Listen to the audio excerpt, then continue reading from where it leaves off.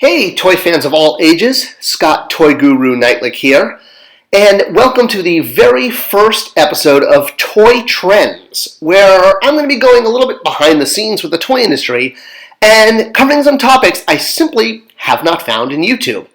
Now, as you search for toys on YouTube, you will find a lot of cool things. You will find reviews of action figures, you will find top 10 lists of toys, and you will find trends in the public eye, but no one was really doing kind of that behind the door look at what was really happening in the toy industry.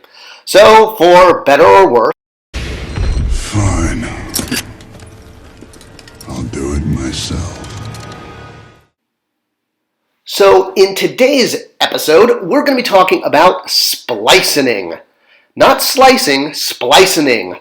I know, it's a new term, it's a little bit of a confusing term, but it's very important, and let's go into what this maze of a word actually means. So, there are a lot of toys. There's a lot of the same toy out there. And sometimes a company will take the same toy and repackage it or repurpose it in different packaging in different ways. But it's virtually the same toy, and that company has, of course, the right to make it however they want. But what happens when they start introducing new scales and new ways of playing with characters that aren't based on current scales and articulation levels that people are already collecting? What happens when you have a toy that's been done by one company, and then that same toy is done by another company, and then that same toy is done by yet another company? Well, back in the day, toy lines tended to have a master toy license where one company could produce a licensed character in pretty much any scale, any form factor, any material that they wanted, that they could sell. This was a more innocent time, shall we say, but for example, if you wanted to go out and get Greedo, you pretty much had only one way to get him, and all the sales were aimed at this one toy. Nowadays, you can get Greedo in any number of form factors and toys and novelties and all sorts of ways. So yeah, if you're a Greedo fan, it's pretty much a golden age of being a Greedo fan. But is this a good thing or a bad thing? As we toy collectors continue to, if you will, run out of space in our collection, companies tend to splice up licenses more and more. And this is what I mean by splicening. This is the Mattel Hot Wheels Star Wars vehicle line, and it's honestly, I think, one of the best examples of modern splicening. Now, Hasbro had another line out called the Titanium series, also a die-cast Star Wars vehicle line. This was the era of Episode 7 a couple years ago. Now, if you take a Titanium series figure and you take a Hot Wheels vehicle out of the package, well, other than the bases being a little different, are they really different toys? And they hung side by side at retail at the same price point. What was the difference? Well, the difference was material. One was 20% die cast, the other was 80% die cast. But out of package, they really felt kind of the same toy. So whether you were getting the Mattel product in the Hot Wheels line, or if instead you were a fan of the Hasbro product in the Titanium line, at the end of the day, you're kind of getting the same exact toy at the same price point. In fact, you could even go to Barnes & Noble and again get the same toy, but this time only at Barnes & Noble. This is called channel splicening or channel exclusivity. But again, same toy. Like with the die-cast, you can see licenses split up by material. One company could have the rights to make toys out of plastic. Here's Mattel's plastic Batman 1966 line. And here's Entertainment Earth's wood Batman 1966 line. Same characters, just a different material, and that is how the license is split up. Licenses can also be split up by territory. You could have one area of the world that has the rights to a character, such as in Japan, they have these amazing figure arts figures, like this Doctor Strange character here, that's supposed to be only available in Japan. Of course, until it's not, which is basically immediately, because Amazon sells it. And look here, Amazon's selling it for, $70 for this amazing Japanese-only toy you can get in America. Now, if you're Hasbro and you're making your $20 Doctor Strange toy, if someone wants a better one, you don't have to go to Japan.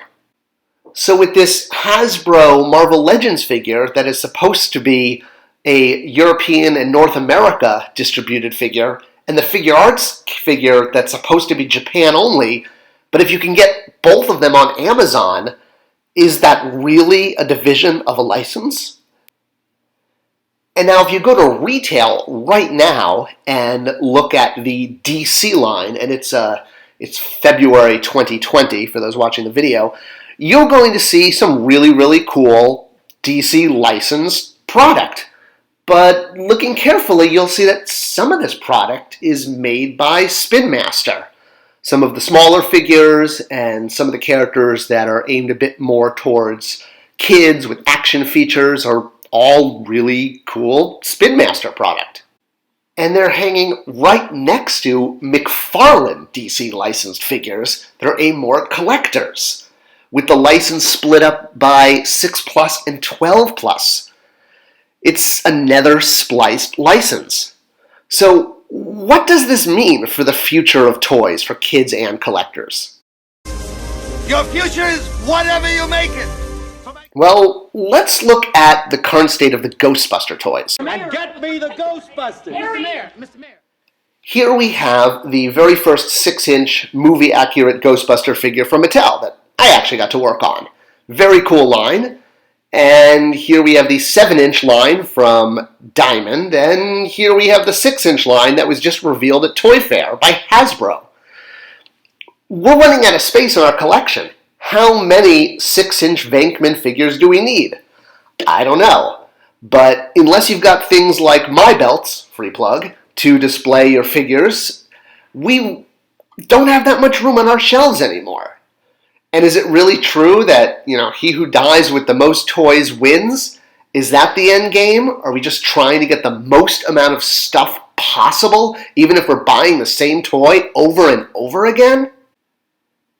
Toy licenses are starting to get cut up more and more on things like material, territory, age grade, scale.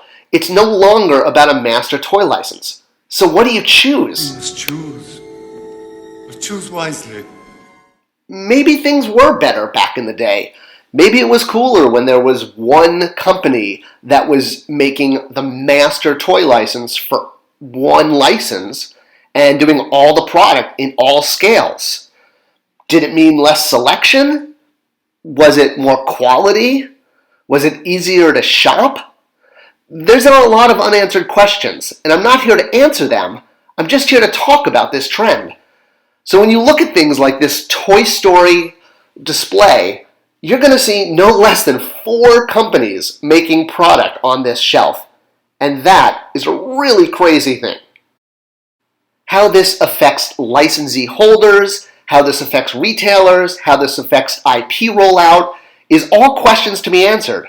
And maybe in the end, the answer is in the hands of children. As kids are turning more and more to electronics and screens as a source of dopamine, and that's a video for another time, is splicening really the answer to how to get product out to kids and collectors? Should we be dividing up our licenses by things like age grade, by specific retailers,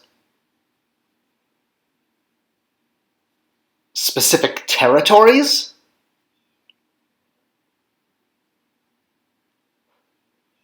And specific materials?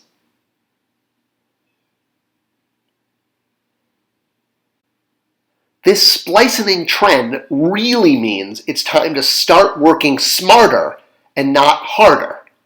And to do that, that's a big reason that I formed Spectra Creative, offering branding, content, and retail solutions.